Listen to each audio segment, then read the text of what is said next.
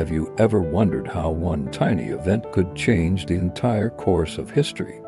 Let us dive into some of the biggest what-if moments and explore the alternate timelines that could have been.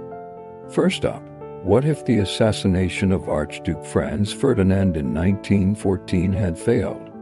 His driver, making a wrong turn, coincidentally put him right in the path of the assassin, Gavrilo Princip. If that wrong turn never happened, the Archduke would have survived. The immediate trigger for World War I would vanish. While Europe was a powder keg of tensions, without that specific spark, the Great War might have been delayed or even averted entirely. A world without World War I means no Treaty of Versailles, which could mean no rise of Hitler and no World War II. The entire 20th century would be unrecognizable. Now, let's fast forward to 1962, the Cuban Missile Crisis. For 13 days, the world held its breath as the US and the Soviet Union stood on the brink of nuclear war. What if diplomacy failed?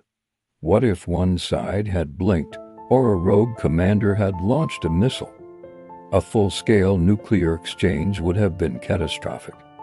Major cities would be vaporized, leading to a nuclear winter, global famine, and the collapse of civilization as we know it. The world we live in today, with all its advancements, would be a post-apocalyptic wasteland. We came terrifyingly close to that reality.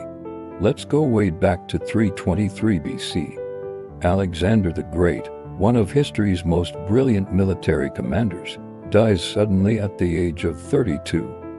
His empire, stretching from Greece to India, was left to the strongest, which led to decades of war between his generals.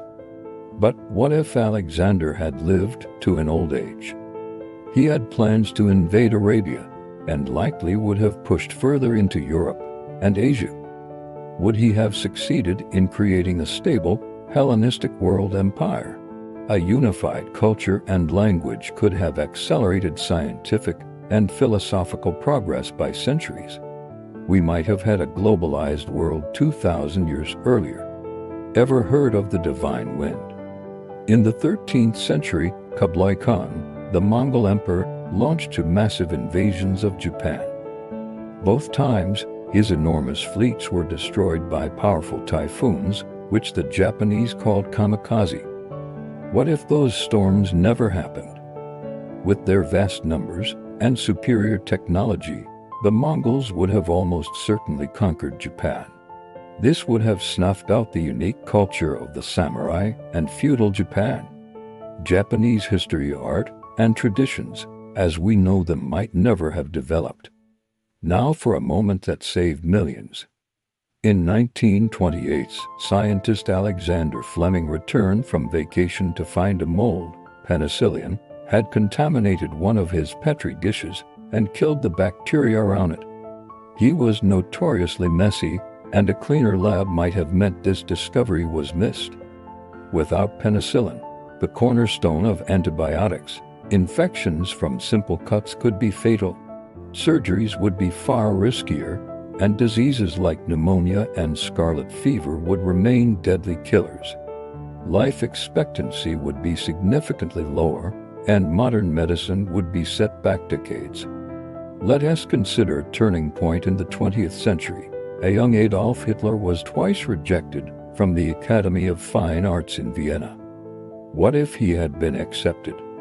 Would a career as a painter have satisfied his ambitions?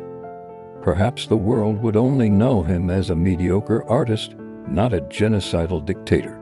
The frustrations and resentments that fueled his political rage might have been channeled into his art instead.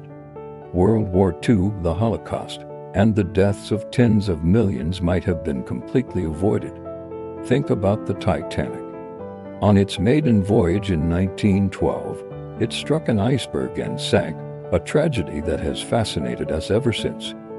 But the ship's fate was sealed by a series of small what-ifs. What if the lookouts had binoculars, which were locked in a cabinet for which no one had the key? What if the ship had hit the iceberg head-on instead of scraping its side? What if another nearby ship had responded to its distress calls? If any of these things had changed, the unsinkable ship might have actually completed its voyage, and the disaster that led to major maritime safety reforms would just be a footnote in history. In 1867, the United States bought Alaska from Russia for just $7.2 million. At the time, many Americans called it Seward's folly, thinking it was a frozen wasteland.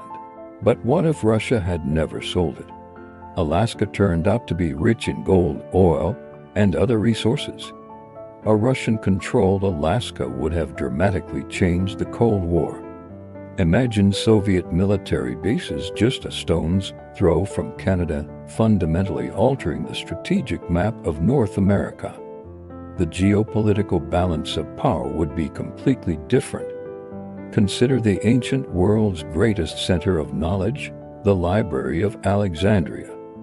It wasn't destroyed in a single fire but declined over centuries due to budget cuts, purges, and conflicts. What if it had been protected and continuously funded? Imagine the lost scrolls of history, philosophy, and science that could have survived. We might have had access to lost plays by Sophocles or Aristotle's complete works. The knowledge within could have kick-started the Renaissance 1,000 years early, accelerating human progress in unimaginable ways. Finally, the Battle of Waterloo in 1815. Napoleon Bonaparte, on the verge of victory, was ultimately defeated. A key factor was heavy rain the night before, which delayed his attack and allowed Prussian reinforcements to arrive just in time to aid the British. What if the ground had been dry? Napoleon's classic artillery barrage could have started on time, shattering Wellington's lines before the Prussians arrived. A victory at Waterloo would have secured Napoleon's rule, and his French Empire might have dominated Europe for decades, completely reshaping the continent's political and cultural landscape. History is a fragile thing, isn't it? One tiny change can create a ripple effect that changes everything. What other what-ifs make you wonder? Let me know in the comments. Thanks for watching. And don't forget to like and subscribe for more journeys through history.